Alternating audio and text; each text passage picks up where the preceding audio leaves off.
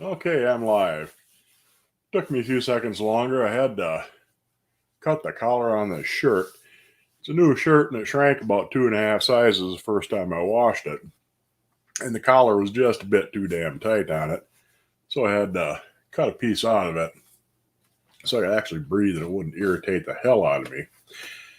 But anyway, here we are again on a Tuesday evening. Let me say hi to the folks out there. Fuzz is here, Pat Z, Dan, Cynthia, good to see you. Jim, Tessa Reed. If you'd like to learn about unmarked gate marked Dutch ovens. I don't think I have any gate marked Dutch ovens. I do have some kettles and some pans, but that definitely sounds like a topic we could go over. And I'm sure a lot of the folks in the chat who do have them could give you some information if you have any specific questions right now. But yeah, that'd make a pretty good show later. Let's see. Honey Badger's here. Hog Wild. Good to see you, Huey. Flash. Billy Lee. Cynthia. Cynthia survived the hurricane, apparently, which is a good thing. It's always good to not be hurricaned away. Dan, Pat Z, Kimberly Miller. Good to see you. Let's see here. Did I miss anybody? Mark Cyber.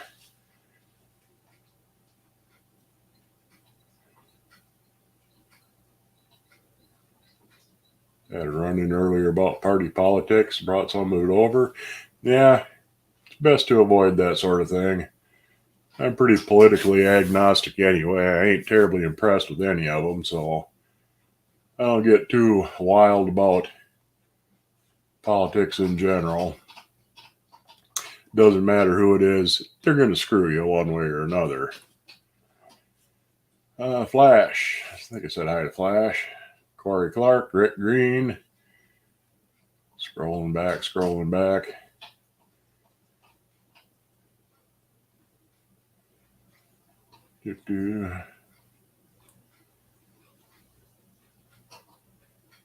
Thanks, Billy, Cynthia. I think I said hi to everybody who's here at the moment, or at least was here when I started. Hurricanes went to the south of you. Well, that's good.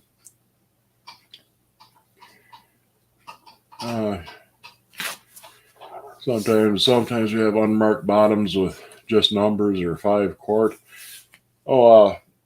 Usually the Dutch ovens that just say 5 quart on the bottom are Wagner's. Not always. I'm sure there are others that did it, but usually that's going to be an unmarked Wagner if it just says 5 quart on the bottom.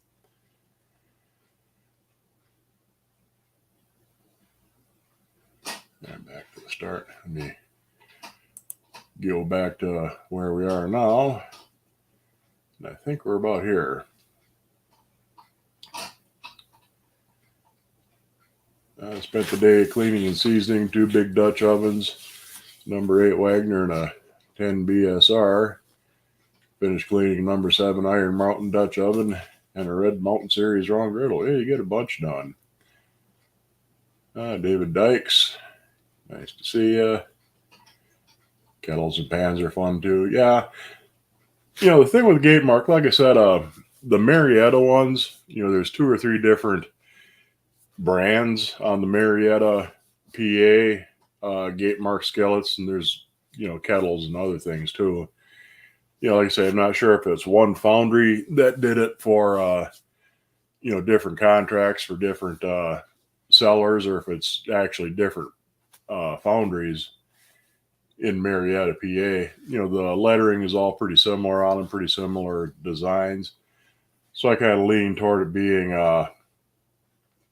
to being one foundry making stuff for other people, because that was pretty common. Griswold made most of the Alfred Andresen, the Krumkaka irons and the heart-shaped waffle irons and the monk pans that Andresen and Western Importing sold. Earlier on, they used local foundries in the Twin Cities, Minneapolis, St. Paul area. And things like Puritan, Ward's, other companies did things like that. So, and a lot of times, department stores or hardware dealers would contract. Uh, there's a hardware company based out of Kentucky. I can't think of the name of it, but I think it was. I can't remember who it is, but you see skillets with their name on it, but they didn't make them. I can't remember if it was Lodge or the company that made Iron Mountain. Or Iron Age rather.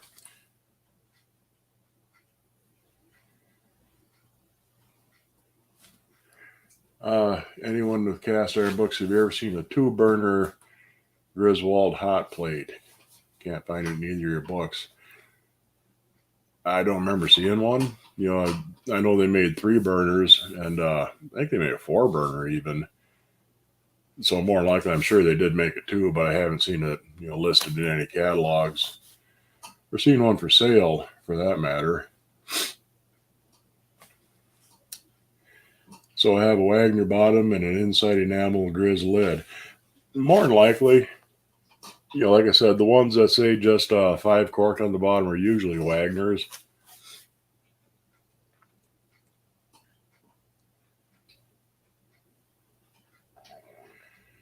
I got lucky at a thrift store and found an initial round griddle. Don't any of the skillets with the first griddle. Cool. Man, did you catch up here? Trying to get caught back up on the comments. It's a problem with going back and checking. You'll run away from me as soon as I look away. Melt in your mouth. Can't at work. Can't watch, but I drop by a light. Oh, thank you. Nice to see you. Anyway, Cynthia suggested I do a cooking stream and bake a cake in my castle pan. I'll show you that in a second.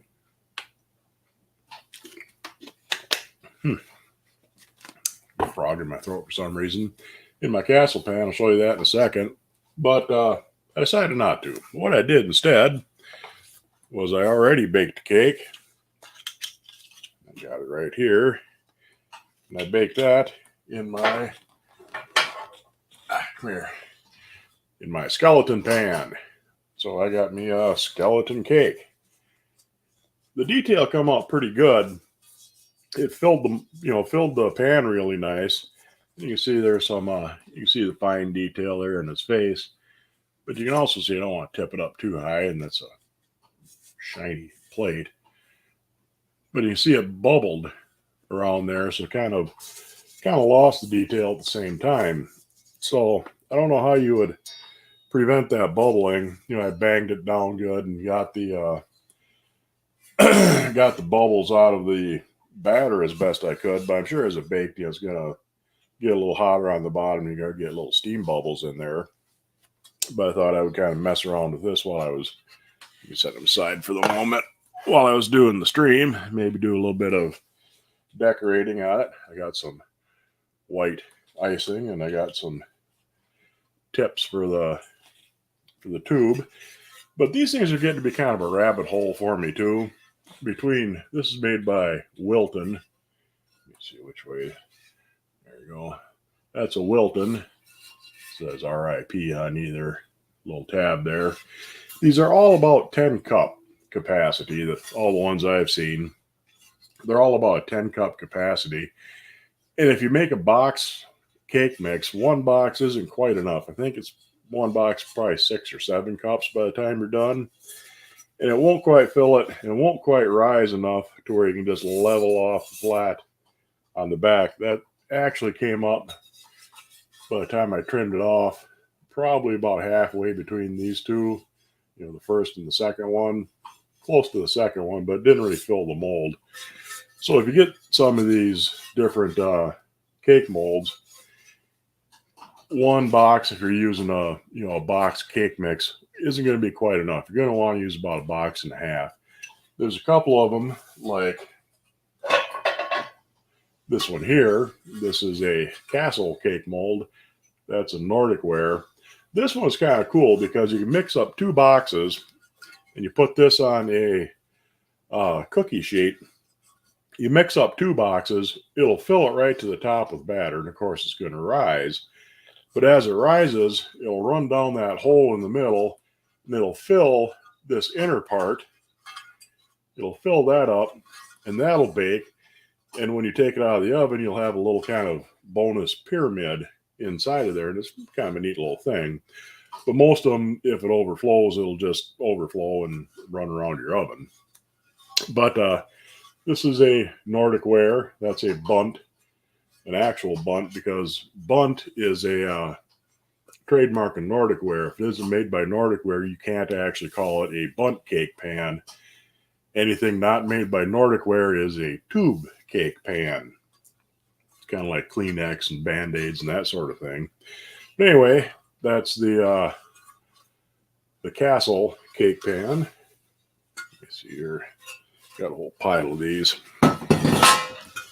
Set this guy down here. Oh, one other thing about these. They got a real nice ring to them. But anyhow, I got that. This is a igloo. Got that for a couple of bucks at a thrift store. Oh, it was kind of cool. That's a that's a Nordic ware too. But you got yourself a nice little igloo pan. And I think there's a castle pan on the Goodwill site right now. You have a Lodge skull pan. Well, this is a Wilton skull pan. These are all aluminum, and Lodge does make some, like I said, Lodge does make some the cast iron skull pans. But like I said, that's a, turn them right there so you can get a good look at them. That's a Wilton skull pan. Goes with my skeleton. And this one I just got this for like $2. That's a Nordic, or is that a Nordic ware? Yeah, that's a Nordic ware. That's a beehive pan. You make your 2 halves of your beehive, then you stick them together. Found a recipe for a honey cake, which I think will be just the appropriate thing for the beehive pan. And that'll be kind of a nice thing for doing in the cook stove when it's time to do that. Anyway, let me back up here. I thought I saw something about what are you spraying the molds with when you bake? I use Baker's Pride. It's a spray. It's oil and flour is all it is in a spray can, and it works really good for these things. I mean, it gets in the little fine details, and really works good for keeping things from sticking. So you have some really intricate pan like that. It works really good, and it's a lot easier than trying to oil it and flour it, dust and flour on. It never comes out quite even doing that. But the spray, you can get it on there nice and even. But yeah, those things can really get to be kind of a rabbit hole. You can usually find them, here and there. I don't see them hugely often, but they're not really scarce. And I see them, in secondhand shops. You can usually get them for $3, $4, $5 a piece. They're not hugely expensive generally. Even on the auction sites, they don't generally go for a whole lot. Some of them are still in production. You can get them directly from Nordic ware, and they cost a bit more. Some of them aren't made anymore, as far as I know. I used to have it was a little fairy tale cottage. Kind of looked like the castle pan, the same sort of basic design. It had a cottage in the middle, and on each corner of it was a pine tree instead of a tower. But I gave that to Mango for a housewarming gift.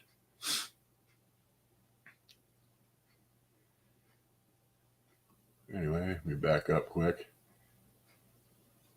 Bought a couple of Nordic ware from Sonoma last year, your Halloween pans. Yeah, they're pretty slick little things. I mean, like I said, there's a huge huge variety of those things out there.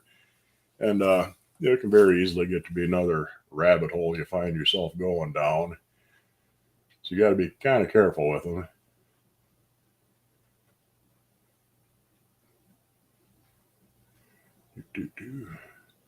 Back up here. Anyway, here, get caught back up. Got at least a couple of Christmas presents for family or friends. Yeah, like I say, I gave away the fairy tale cottage pan for a housewarming gift. If Mango is watching this, I expect to see a video of you using that one of these days. Walmart butter flavor oil spray stinks. Okay. Beehive pan to make a good honey cake. Yeah, like I said, I found a couple of pretty decent looking honey cake recipes. So once we get the wood stove going here for too long, probably have to give that a try. You gonna be nice now? She's been just a vicious little wretch all day. Come up, lay down, and attack like she's doing right now. I'd say she was in heat, but I've had her fixed, so she better not be. I'm gonna be that way. Yeah, silly cat. Oh, one other thing I was going to show you. You may have noticed that my fermentation crock isn't sitting over here. It's sitting way back there next to the sink. It's because my crock pickles are done. Got those all canned up. Turned out fairly good. I was going to do a video on it, but it's the first year that I've used that fermentation crock making crock pickles. So, I didn't do it. I wanted to make sure they're going to turn out. And by golly, they did turn out. The one problem with crock pickles is the dill.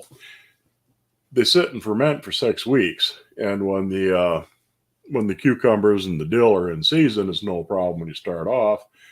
But by the time you're ready to start canning them, the dill is pretty hard to find decent fresh dill anymore. So what I did is I got a couple of bunches and I just put them in a big 2-gallon Ziploc bag and threw them in the freezer. It worked pretty good. They were a little bit limp when they thawed, but that doesn't matter because they're going to get canned up anyway. But they still smelled good and strong and fresh because nothing smells better than fresh dill. And so I had enough sense to freeze up some dill and have that ready to go when I was ready to finally can these. And they turned out good. A little bit on the salty side, but I'm happy with it in general. So maybe next year I'll actually make a video on making crock pickles because they are a wonderful thing rather than just canning up ordinary dill pickles. You let them ferment for about a month and a half, and they're really good. Anyway, I'm gonna play around here as we're chatting. Maybe draw some ribs on my little skeleton here. I think I'll start off with the ribs. Them should be a little bit easier, maybe. I'm not much of a cake decorator, so this is not going to be terribly easy.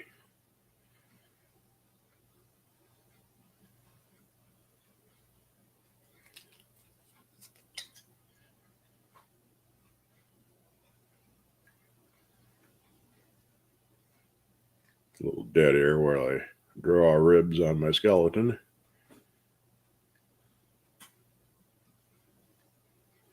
Yeah, not bad. Show you here. Makes them stand out a little bit more.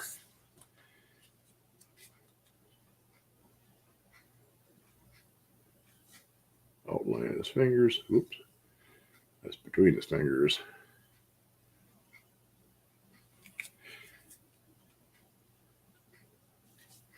Yeah, if I was better at this, I'd be better at this. But I'm not, so you get what you get.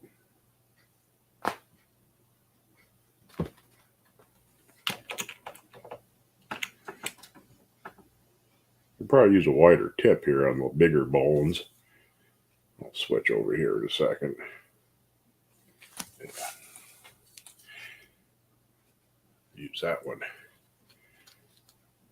Barbecue ribs? No, just little ribs on a skeleton cake. Anyway, let me back up here a little bit. I finally got the stuff to, I showed you that big oval roaster that I got from a cousin of mine. She wanted me to clean it up and fix it. Got the stuff to fix it with, but I'm going to tease you with that a little bit longer because I haven't had a chance to use it yet. But I should be able to do that sometime this week. And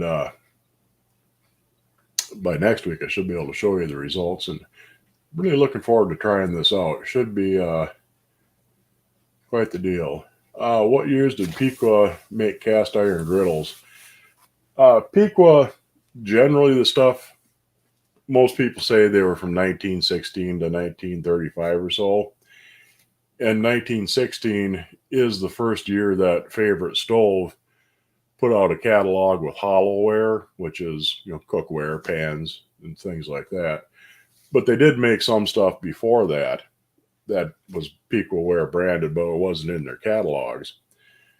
So most people generally say it's, from 1916 to 1935 because in the early 30s, they got bought out by Chicago Hardware Foundry, and they more or less went out of business in 35, 36, around there. So, yeah, sometime between 1916 and 35 is what you're generally going to be looking at. You're in Ohio, leaves are already falling. Yeah, a few leaves are falling here. Some of the earlier stuff, and some of the maples are starting to change. And it's not going to be too overly long before the winter sets in. Is that a Nambi aluminum plate? I don't know. It's just a aluminum plate. Let me try this on his leg here, see if that's going to give me a little better. Yeah, it looks a little better for his leg. Oops.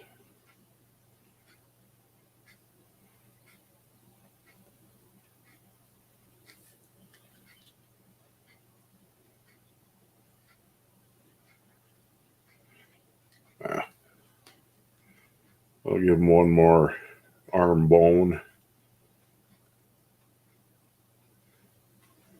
Yeah, I think I'll call it good. I'll leave his face alone because, like I said, I'm not any kind of a cake decorator.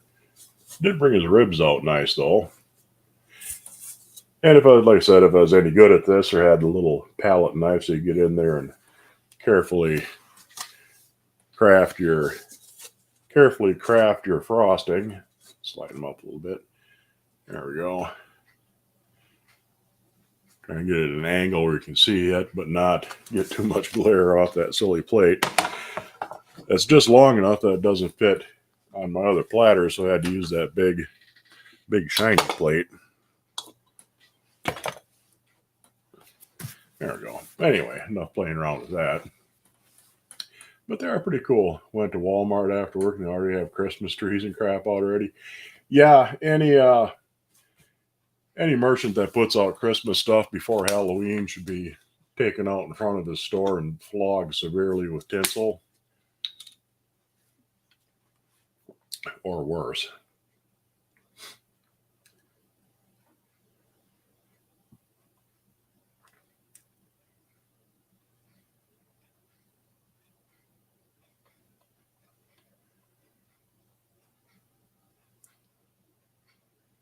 I feel like all that matters is how it tastes. Yeah, I mean, it looks pretty. It tastes pretty good. It's your basic devil's food cake, and yeah, like I said, if I was better at frosting a cake, it would look nicer. But you could definitely, if you're good at that sort of thing, with a mold like that, you could definitely make yourself a pretty slick looking skeleton cake. Need some black frosting to fill in. Yeah, all I have is white though.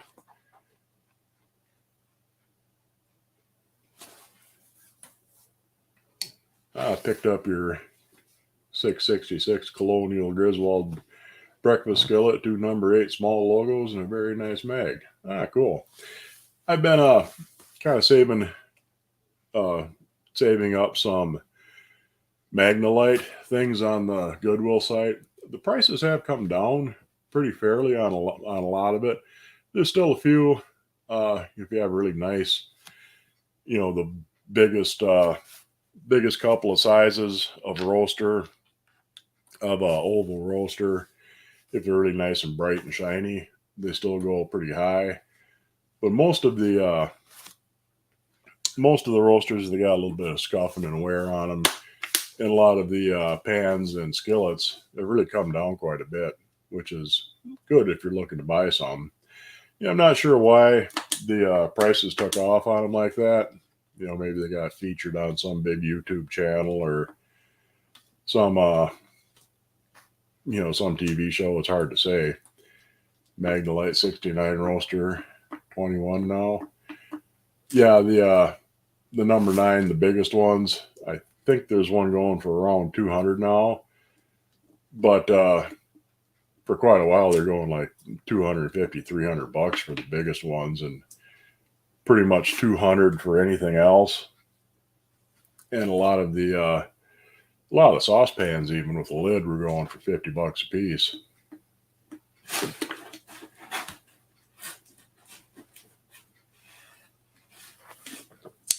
What's a decent price for a Griswold hammered lid for a combo? Also, Lodge had a really tasty Mexican hot chocolate cake with chili pepper. That sounds good.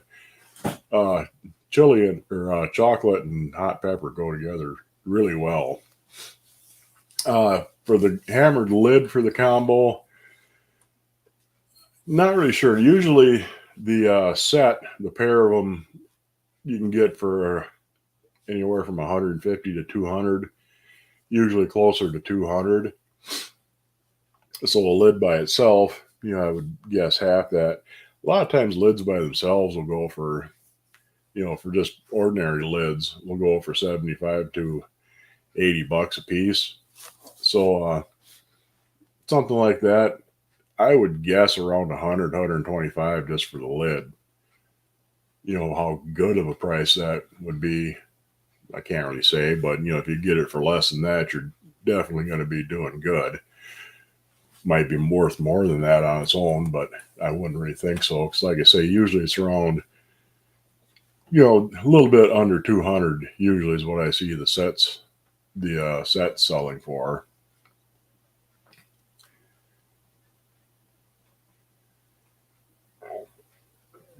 Mr. Rocket came in, told you to say hi for everybody outside working on some parts. Well, that's good for him.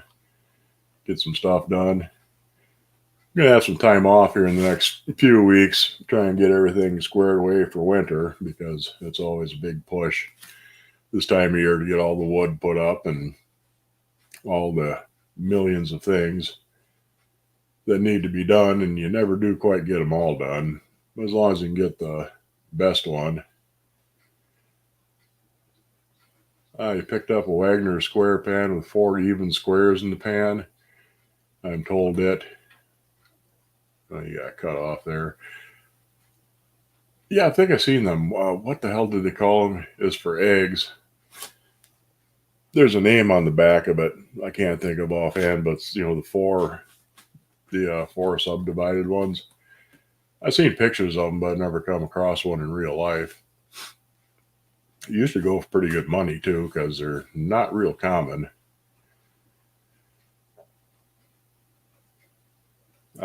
Here's a problem for the group.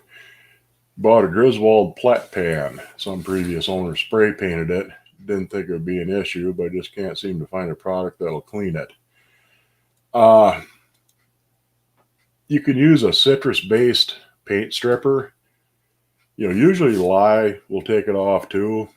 Not always. Most paint it will take it off, but every once in a while you run into some doesn't do a really good job. with the lye, because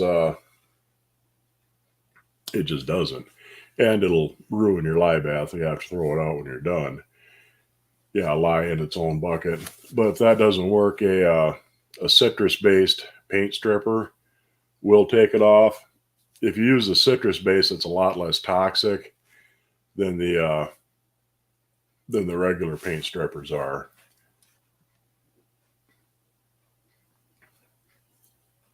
Yeah, lye didn't work. Like I said, it works on most of them, but some it doesn't. It just doesn't for some reason. Just the type of paint. But yeah, I would recommend trying a citrus based paint stripper.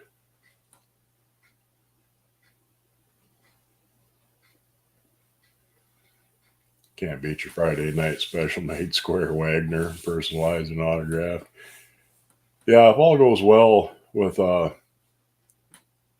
to fix up these closed cracked pans, I'll be giving away the Billy Lee sent me a cracked lodge that has a closed crack on the bottom. If that works out the way I'm hoping, I'll be giving that away next week, assuming I get a chance to do it.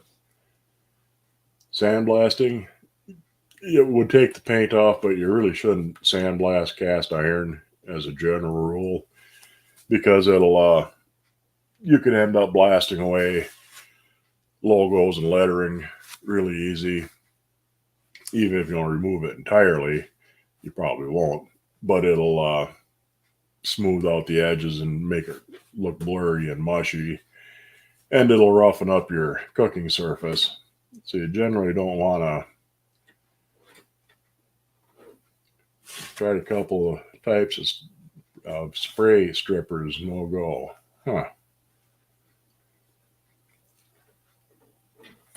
Hmm.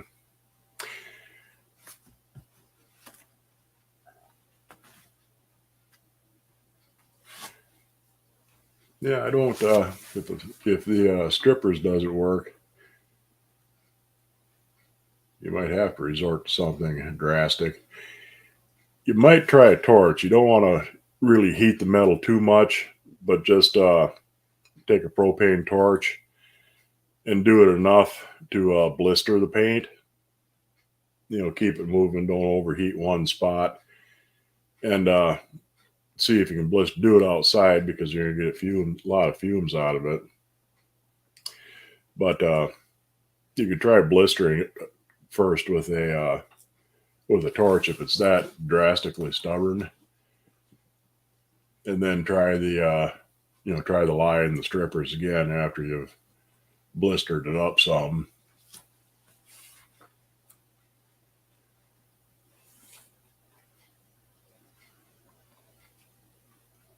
Yeah, no sandblasting. But I do, when I weld up a pan, I will, after I've ground the weld off and sanded it up, I will sandblast it just to roughen it up to kind of blend the. What about using a heat gun instead of a torch? Yeah, that'd probably work too.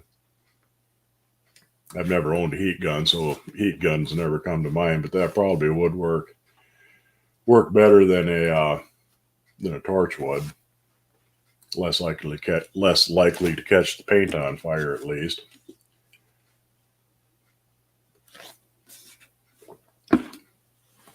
But yeah, once you blister it, then try the lye and electrolysis again, and see if that does it. I was reading something here and lost track of what I was doing. Dipped in gas, nothing.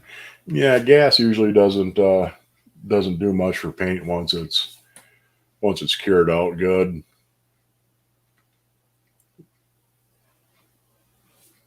Tried electrolysis, nothing. Tried baking it, nothing. Yeah, hard to say what the hell they painted it with if it's gonna be that stubborn. But yeah, give a heat gun a try. Give it something like that and see if you can kind of break it up a little bit.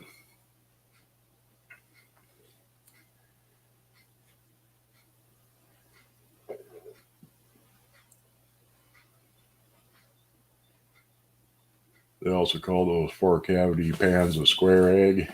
Had an offer to buy one about a week ago. Yeah, I've seen pictures of them, but I haven't seen one in real life. Tried electrolysis, nothing. Yeah, God only knows what sort of paint that might be then, if it's that unbelievably stubborn.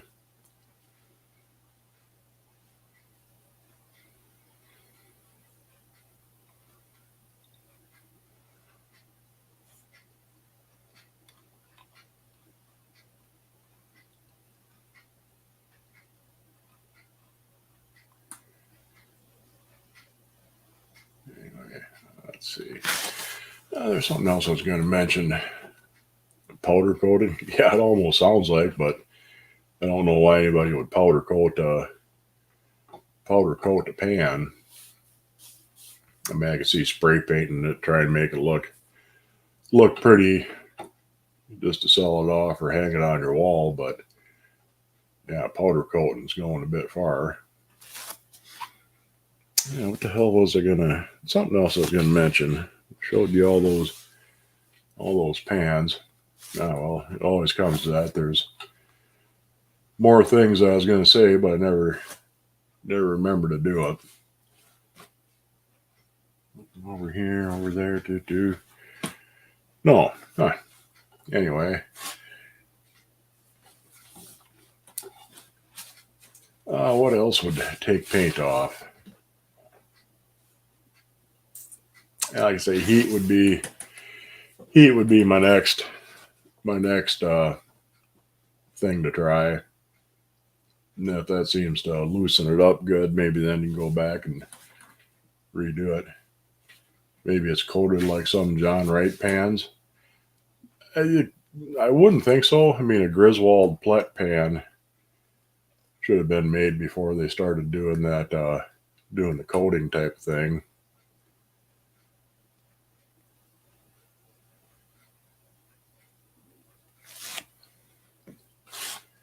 Used Ace had gun 30, 25, 30-ish. Also had soak painted trivets in a lye bath for a few weeks. Had two that were painted, almost looks like the stuff you dip handles in or rubber coat them. Jesus.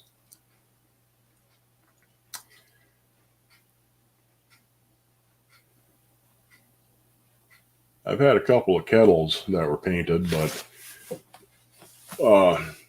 one of them came clean and lye, came out really good. The other one I used paint stripper on it, and that took it right off. Almost sounds like an industrial paint. Yeah, and you might have to be careful about it being a lead paint too. If it's something that rugged, you might want to test it before you go any farther with it. Because if it's a lead paint, you're going to be kind of wasting your time because you're probably not going to get it out of the metal if you can't get it off. That easily. If it's coming off that hard, it's not going to come out of the nooks and crannies in the metal. So I would test it before you went any farther. Unless you just wanted to make a wall hanger out of it. Ace Hardware carries a paint stripper, works really well, but don't know about getting it off afterwards. Yeah, I mean some of the heavy duty paint strippers are fairly toxic. The citrus based ones, they take longer, but they're a lot less toxic. You don't have to worry quite so much about them. You can generally get them clean afterwards.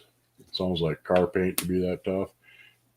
Yeah, it's hard to say what exactly it is, but yeah, you should probably test it for lead before you get any farther into it.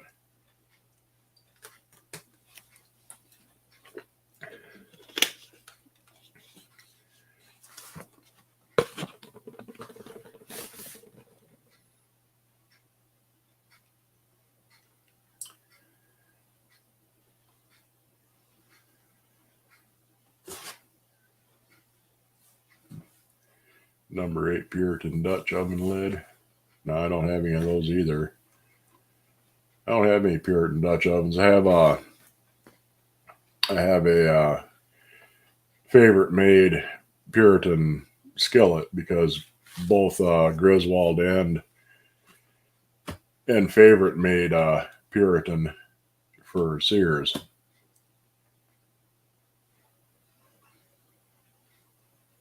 It says another name for bluegill and crappie is perch. Yeah, Corey had posted a lodge. They call it a perch pan. It's the fish pan. It's like a corn stick pan, only it's got fish. And they call it a perch pan, but they look like bluegills.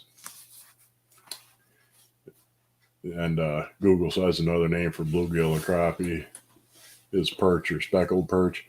But I've never heard, bluegills called perch because perch is a type of fish on their own, and they're a whole different looking critter. So I don't know why anybody would call them perch. I know down south a lot of times they'll call bluegill the hell is it, brim? Something like that.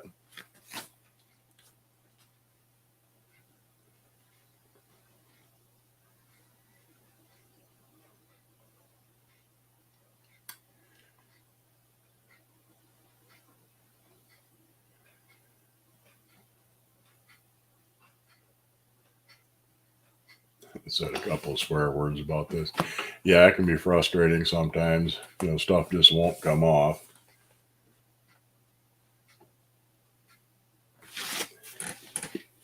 If you got really desperate and as a last resort, you could sandblast it, but that's gonna cause problems of its own. So, and it's definitely gonna affect the value. You'll be able to tell that it's been sandblasted.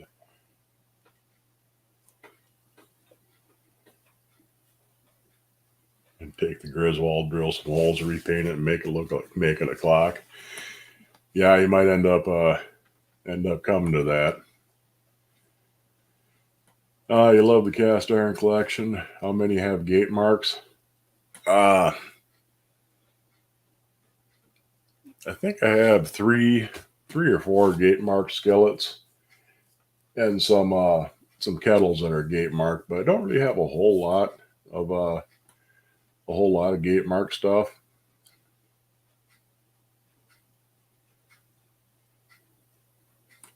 The Lodge fish pan is posted for $30. It's not a bad price for them. They usually I've seen them go anywhere from 30 to 60. Sometimes they the price is kind of all over on them. I've seen them anywhere from 30 to 60. So $30 is a pretty decent price for one. It's the same with the Lodge cactus pans. One month they'll be selling $30-$35 a piece. The next month you see the same pan and it'll sell for 80. This is kind of all over the place.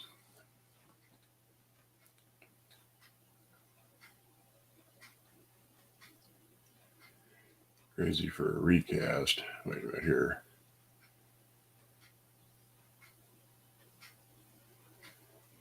Local auction had some recast skillets. Someone gave $6.35 for a recast number 2 Griswold. Crazy for a recast. Yeah, that's nuts. For a number, for a recast for a real number 2. Yeah, that's what you'd get something like that. But not for a recast. I mean, that's just something like that I might give 100 for just because it's interesting. I mean, if it's a decent recast, you could probably get $100 for it, but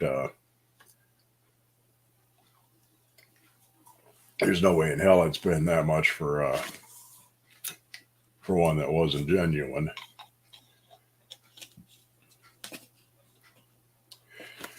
You watched my video on pressure canning yesterday. Did 16 quarts chicken stock first time using the pressure can. Explained it beautifully. Thank you. Oh, you're welcome. Yeah, I tried to, just walk through it like you would, just kind of hold everybody's hand and walk them through the process step by step and, try and let you know what's coming next. And a lot of people really liked the video. It turned out good, and yeah, I'm kind of proud of that one. So I'm glad that you got into canning. There's nothing to be afraid of with pressure canning. You do have to understand, yes, there is a little bit of a risk because you're making steam under pressure, but a lot of people are terrified it's going to explode. It's pretty damn unlikely. And if it does, it's because you have done something horribly wrong and haven't been paying attention to what you're doing. So, but yeah, and pressure canning is really the only way you can meats, most vegetables, things like that. You have to pressure can them because with a water bath, the temperature just doesn't get high enough, and they don't have enough acid in them. High acid foods like most fruits, you can get away with water bath canning them, just an open boiling water bath, because the acid in there plus the heat will sterilize the food. It'll kill the pathogens. But in something that doesn't have a lot of acid in it, like most vegetables or meat, you need to get a higher temperature, and the only way you can do that at home is with a pressure canner. The cactus and perch pans are cool. I'd like to have them. Yeah, I've got the fish pan, but I don't have a cactus. Like I said, the prices are kind of all over on those, and I don't know why. Like I said, one time they'll be $30, the next time they'll be $60, $70 for the cactuses anyway. Your favorite gate mark is your number 9 skillet. You use it all the time. Yeah, a lot of the gate mark stuff is really cooks nice. It's nice and light and thin, and they're easy to handle. How do you know if a pan is a recast? A lot of times, especially with like Wagner's and Griswold's, somebody will use an existing skillet for a pattern. They'll make a sand mold and they'll cast it, but they'll use the same technique that would produce a gate marked pan. You'll end up with a big gate mark on the back. And if it's marked Griswold or Erie Wagner or something like that, none of their skillets were gate marked like that. They used a different process. The gates are actually on the rim of the pan instead of on the bottom. So if you ever come across, like on eBay, see them once in a while, super rare early Griswold gate mark skillet, it's a recast. Somebody used a Griswold skillet as a pattern to make their own pan. Most of them, they weren't, trying to make a forgery or a copy or anything like that. They were simply using the pan that was handy to go ahead and cast another one, using that for a pattern. And you saw that it used to be a lot of high schools and a lot of colleges, technical schools, things like that, had classes on casting different metals. They still do, usually like in a tech school. But it used to be a lot of shop project, make yourself a cast iron skillet, and they would use the somebody's existing skillet, grab one from home and use that for a pattern. Another way you can tell, usually they'll be a bit smaller than an original pan, not a huge amount, but they'll be a little smaller. Usually the logos don't come out quite as clear. They're kind of blurry, kind of shallow. You lose a lot of detail because you're making a copy of a copy. And, you usually can tell just by the quality and just the way they look generally. And sometimes, like I say, it's really obvious where you have a big gate mark on the back of a Griswold skillet that shouldn't be there.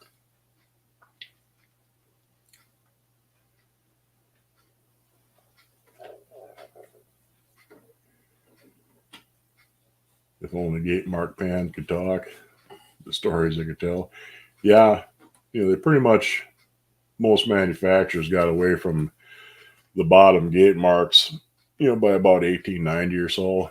For some of the bigger kettles, that technique stuck around into the 1900s, and some of the smaller local foundries still did. But for the most part, by 1890 or so, they pretty much quit doing the bottom poured pans like that. Your wife has 2 pressure canners, an American and a Presto. Uses them a lot for chicken, carrots. Yeah, like I said, you got to use them for meat and vegetables. And tomato products too, actually, because tomatoes now have less acid than they used to, even 20 years ago. So if you got an old, canning book from the 60s or 70s, like a Ball Blue book or something like that, they say you can just water bath your tomatoes. And at the time, it was perfectly acceptable. But the modern varieties, they're a little bit sweeter because they have less acid in them.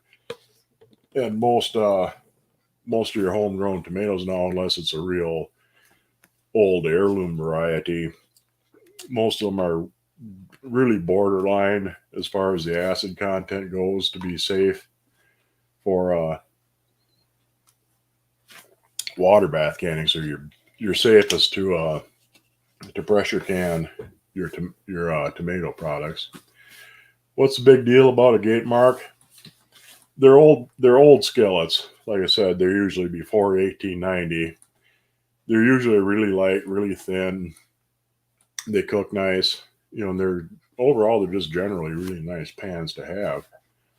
If you ever get a hold of one, or if you see one at an antique store, just kind of handle it, and you'll see what I mean about them being really light. And they cook really nice.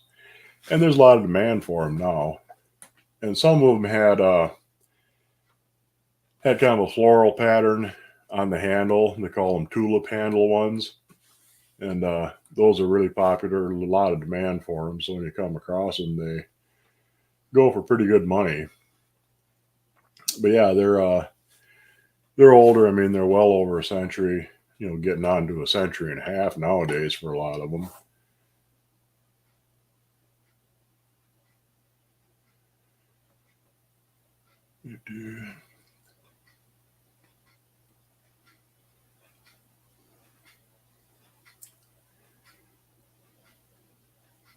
Let's see. Number 3 pie logo, BSR Able Skeever. And the number 8 Grizz going for Bath this weekend. Oh, nice. I've got a number 3 pie logo. And I've got a number 3 that has the really high, the catalog number is a lot higher than it normally is. It's farther away from the rim. And that's because for whatever reason, they did away with the pie logo. They reworked a lot of the pie logo patterns. And they just filled in the outlines, but they left the catalog number where it was. So you'll see it's really noticeable on the smaller ones, 3s and 5s. The catalog number is farther away from the rim than it normally is, and that's because they're made from the pie logo patterns that have been reworked. KFC used to be deep fried under pressure. Have you ever tried this method? No. I mean, usually it's a little bit more of a industrial, professional kitchen machine. I don't know if you could do it in a pressure canner. Maybe. I'd be kind of leery of it because it would be tougher to regulate the pressure, I would think, because you're going to get really hot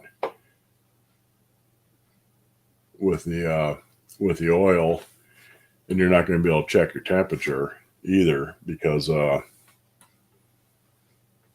it's going to be.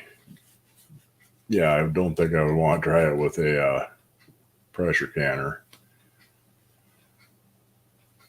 Let's see.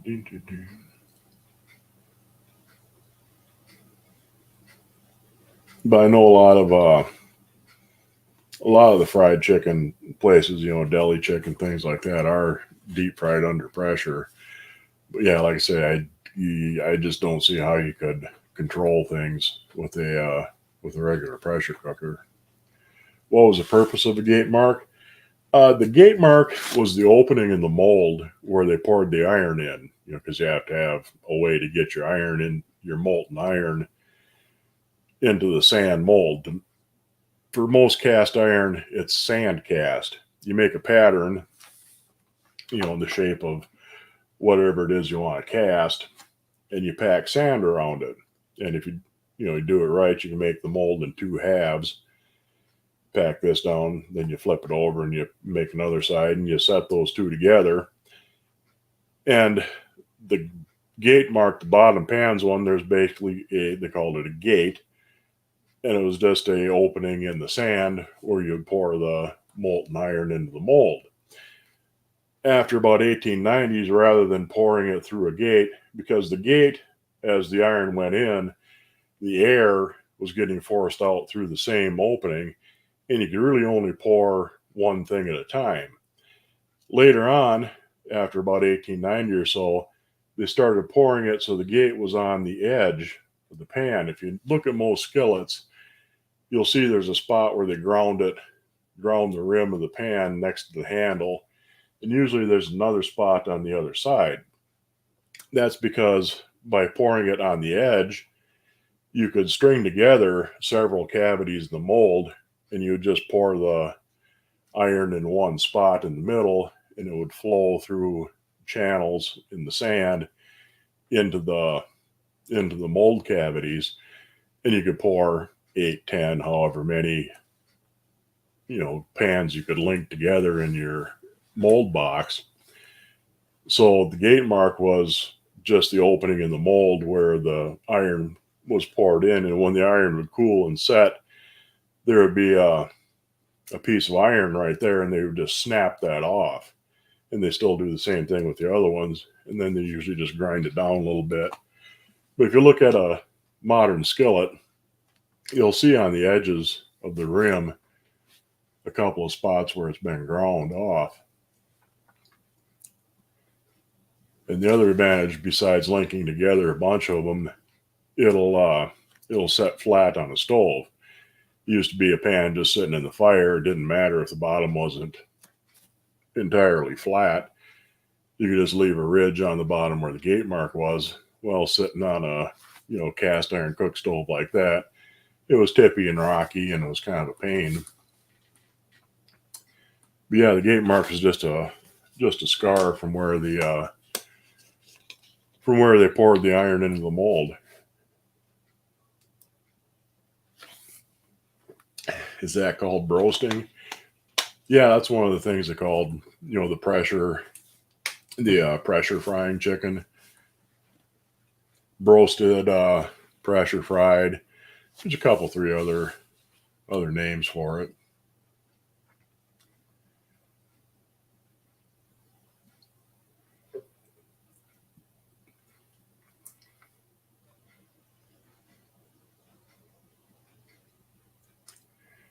Worked at KFC. The original chicken is pressure cooked and crispy as in an open fryer. Oh, okay. Yeah, tons of 3s, just no pie logo. Yeah, I just got the one number 3 pie logo, and the one, I don't know what you call it, a high catalog number. Once in a while, you'll see them where they have you can still see traces of the outline from the pie logo when they reworked them, or it says cast iron skillet across the bottom. Sometimes you can see ghost marks from them on a number, on more than just number 3s, but you have a half collection of Lady Bess. I don't have any Lady Bess. Well, I take that back. I think I have the little 5x5 square skillet. That's a Lady Bess. But other than that, I don't have any. Not really interesting about the gate mark. Yeah, it's kind of cool, learning about the actual process of how they make things.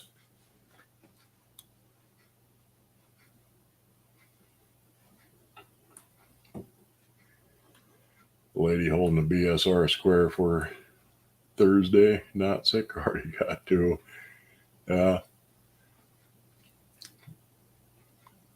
Used to see lots of Wagners, but not now. I suppose it's probably, I see a lot of unmarked Wagners. I do still see a few in the secondhand stores. You used to see them more than you do now, but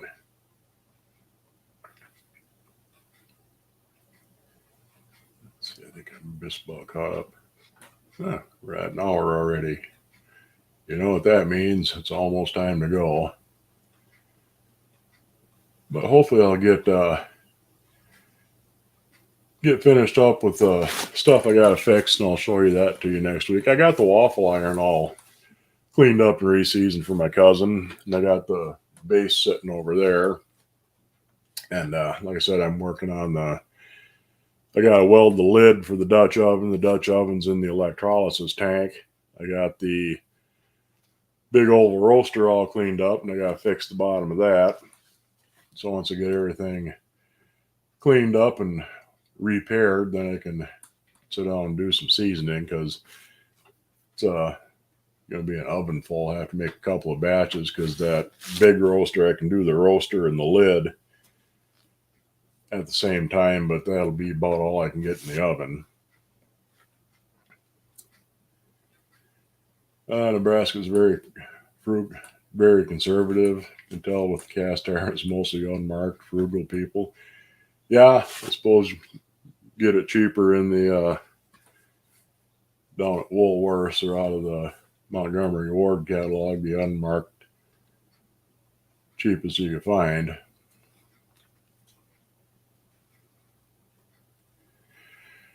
I think you mentioned it before. How much do you think a 5-quart gate mark kettle go for at a yard sale or storage unit sale? You know, at yard sales, a lot of times they'll go cheaper than they would, you know, like on eBay or something. You know, the 5-quart, you know, like a 3-legged kettle. I assume that's what you're talking about. Those go anywhere from $25 to $40 usually. You know, they're not hugely expensive. So you can probably find one for anywhere from $5 to $20 at a thrift sale. The problem is a lot of them got used for flower pots, so they're pretty badly pitted inside sometimes, and sometimes you got holes drilled in the bottom for draining.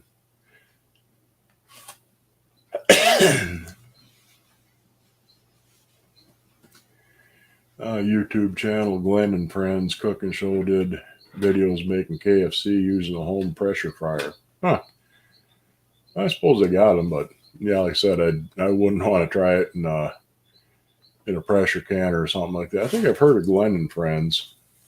They made their own Coca-Cola too once, I think. Did BSR make Lady Bess and Maid of Honor?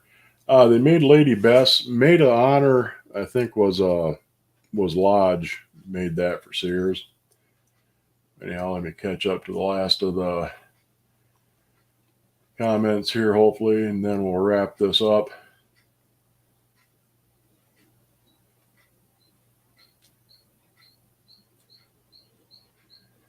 Yeah, I saw it at a fair price, but bought other things instead. Yeah, I mean the you know, the round bottom 3-footed kettles, they're nice, but you know, a flat bottom kettle is actually more useful. You know, at least with the kind of things we're cooking with nowadays. But you can definitely put a 3-legged kettle in your oven, but you have to put a cookie sheet under it so it sits flat and doesn't just kind of flop all over the place. Anyhow, I'm going to get out of here before anybody gets more comments up there. I will see you guys next week. Hopefully I'll have a few things to show you that I got fixed up, and hopefully my new experimental process will work. Well, it's not experimental, but it is to me.